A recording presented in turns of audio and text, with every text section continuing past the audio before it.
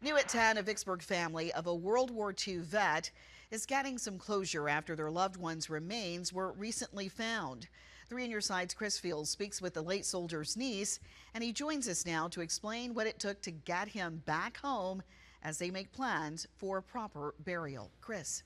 Hey Maggie, so Sherry Pratt is the niece of Blanchard E. Pruitt, and he was one of 7 siblings who served the country in battle. And she told us her grandparents, aunts, and uncles went to their graves without knowing where or what happened to the World War II vet. Blanchard E. Pruitt enlisted in the Army at the age of 17 and served in World War II.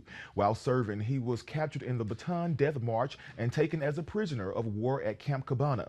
His niece says the prison had harsh conditions and many soldiers died from malnutrition. Tragically, Pruitt died January 1st, 1943 at the age of 19. But there was hope to find his remains in 2017 after a federal organization was put in place to locate deceased soldiers' remains. Because he was in a common grave with others, the military asked for DNA from the family. And after years of searching, Pratt's oldest brother was a match. We're going to have a wake. They're going to take him to a funeral home in Manny, Louisiana, and then we'll have a funeral and a proper burial. And he's going to be buried next to my grandmother, who cried most of her life every day, not knowing where he was or knowing he had died. And she was just devastated over the whole, issue.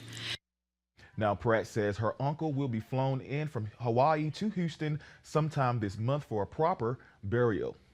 Now, though this is a full circle moment for Pruitt family, Pratt says she wished her 6 uncles and aunt were alive to see this moment. I'm Chris Fields, 3 on Your Side.